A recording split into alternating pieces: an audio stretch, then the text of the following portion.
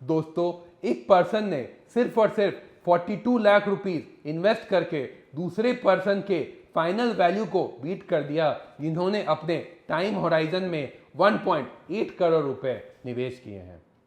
Same market, same returns, but फिर भी 42 lakh rupees के जो फाइनल वैल्यू है वो 1.8 करोड़ के फाइनल वैल्यू से ज्यादा कैसे हो सकता है। आज मैं आपको इस वीडियो में इस पावरफुल ट्रूथ का ब्रेकडाउन दिखाने वाला हूं। हेलो एवरीवन, मैं देवांशु रॉय, रॉय इन्वेस्टमेंट सॉल्यूशन से आज आपके लिए एक बेहतरीन वीडियो लाया हूं जो कि पावर ऑफ कंपाउंडिंग के ऊपर होगा। इस वीडियो में मैं आपको बताऊंगा कि कैसे टाइम जो है बहुत इंपॉर्टेंट रोल या फैक्टर रहता है जब आपकी पैसे को कंपाउंड होना रहता है। तो चलिए आज का वीडियो हम लोग शुरू करते हैं।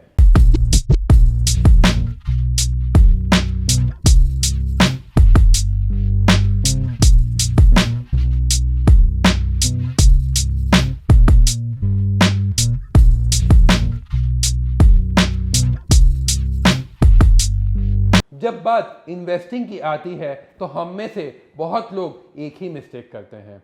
बहुत लोग सोचते हैं कि सैलरी बढ़ेगी तब हम लोग इन्वेस्ट करेंगे। बहुत लोग ये सोचते हैं कि जब बोनस आएगा तब हम लोग इन्वेस्ट करेंगे। एंड यही सोचते सोचते 10 से 15 साल बीत जाते हैं। दोस्तों, अब मैं आपको 8th wonder of the world के बारे में बताना चाहूंगा। आइंस्टाइन ने 8th wonder of the world को कंपाउंडिंग को कहा है। इसमें हमारा पैसा जो है वो मल्टीप्लायर्स में बढ़ते रहता है, बट इसका एक ही शर्त है कि हमें अपनी इन्वेस्टिंग जर्नी जल्दी से जल्दी at a very young age start कर देनी चाहिए। दोस्तों, अब हम कंपाउंडिंग को लॉजिकली वाया मैथ्स समझते हैं। एक इंसान है जिसकी उम्र सिर्फ और सिर्फ 25 साल की है एंड वो अपने रिटायरमेंट के लिए एक अच्छा कॉर्पस जमा करना चाहता है, वो भी 60 ईयर्स पे। अब 25 साल की उम्र से वो हर महीने 10-10 हज़ार जमा करता है एंड 10 हज़ार जमा करने के बाद जो उसका 60 ईयर में इन्वेस्टेड कॉर्पस होता है वो 42 लाख रुपीस का होता है। दैट मीन्स कि उसने पूरे 35 साल तक हर महीने शिद्दत के साथ 10 हज़ार रुपये इन्वेस्ट किए एंड उसका इन्वेस्टेड वैल्यू 42 लाख रुपीस होता है। एंड अगर हम उसके returns at the age of 60 years देखें एंड अगर उसके पोर्टफोलियो ने 12% का ही कंसिस्टेंट रिटर्न दिया है तो उसका 42 लाख रुपीस 5.5 करोड़ बन जाता है at the age of 60। On the other hand एक और पर्सन भी है जिन्होंने 45 ईयर्स से अपनी रिटायरमेंट की प्लानिंग की है। वो 10 हज़ार के बजाय उसके 10 टाइम, दैट मीन्स कि हर महीने 1 लाख रुपए का कॉर्पस डालता है पूरे 15 साल तक। दैट मीन्स कि 45 ईयर से लेके 60 ईयर्स तक उसने हर महीने 1 लाख रुपए शिद्दत के साथ डाले हैं एंड उसका invested corpus at the end of 60 years 1.8 crore rupees का होता है। क्या आप जानना चाहेंगे कि इस पर्सन ने 1.8 करोड़ रुपए इन्वेस्ट किए, वेयर एज पर्सन ए ने सिर्फ और सिर्फ 42 लाख रुपीस इन्वेस्ट किए, तो इसका फाइनल वैल्यू कितना होगा? अगर मैं इसका फाइनल वैल्यू की बात करूं तो इसने अप्रॉक्सीमेटली 4.7 करोड़ ही बनाए हैं। अब अगर हम डिफरेंस की बात करें तो पर्सन ए ने सिर्फ और सिर्फ 42 लाख रुपए इन्वेस्ट किए एंड पर्सन बी ने 1.8 करोड़ रुपए इन्वेस्ट किए, बट उनके फाइनल रिटर्न्स में पर्सन बी ने अप्रॉक्सीमेटली 80 लाख रुपए कम कमाए व्हेन कंपेयर टू पर्सन ए, क्योंकि उस पर्सन ने लेट से स्टार्ट किया है अपना इन्वेस्टमेंट जर्नी।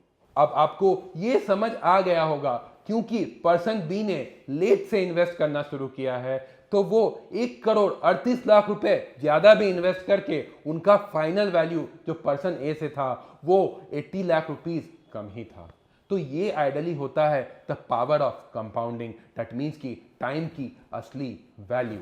अब मैं आपको ये बताना चाहूंगा कि क्यों जल्दी स्टार्ट करने वाले जीतते हैं। सबसे पहला चीज है कि कंपाउंडिंग एक स्नोबॉल इफेक्ट की तरह होती है।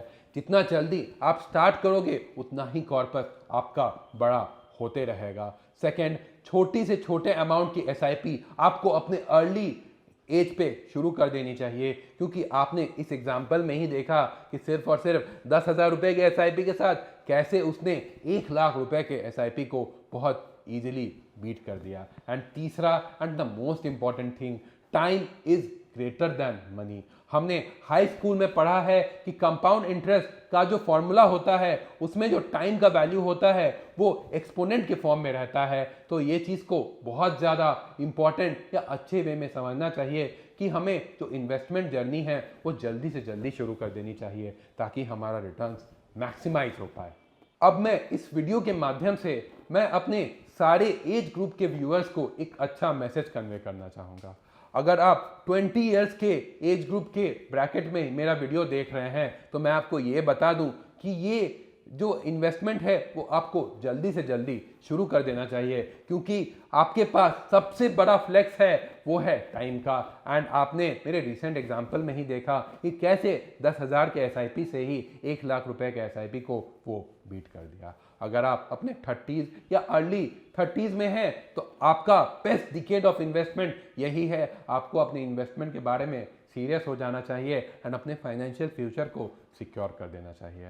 एंड अगर आप 40s में आ चुके हैं तो मैं आपको ये बता दूं कि ये लास्ट डिकेड है जब आपको गोल ओरिएंटेड प्लानिंग करनी चाहिए एंड अपने रिटायरमेंट या वेरियस अदर फाइनेंशियल थिंग्स को सॉर्ट करके रखना चाहिए एंड उसी तरीके से इन्वेस्टमेंट करना चाहिए, तभी आप अपने सारे फाइनेंशियल गोल्स को अचीव कर पाएंगे। फाइनली जाते जाते मैं आपको ये बोलना चाहूँगा कि अगर आपको अपनी फाइनेंशियल प्लानिंग करनी है या आपकी कोई गोल है जो कि आप पूरा करना चाहते हैं एंड उसके लिए आपको कितना इन्वेस्ट करना चाहिए, कहाँ पे इन्वेस्ट करना चाहिए, ये सारी चीज़ों की जानकारी चाहिए तो आप डायरेक्टली हमारे फ़ोन नंबर्स पे कॉल करके हमारे साथ जुड़ सकते हैं। या अगर आप एक Google Meet schedule link try करना चाहते हैं तो हमारे डिस्क्रिप्शन बॉक्स में आपको एक लिंक मिल जाएगा जिससे आप हमारे साथ डायरेक्टली गूगल मीट पे जुड़ सकते हैं। जाते जाते मैं आपको ये बोलना चाहूँगा कि अगर आपको ये वीडियो अच्छा लगा तो इस वीडियो को ज़रूर लाइक करें एंड इस चैनल को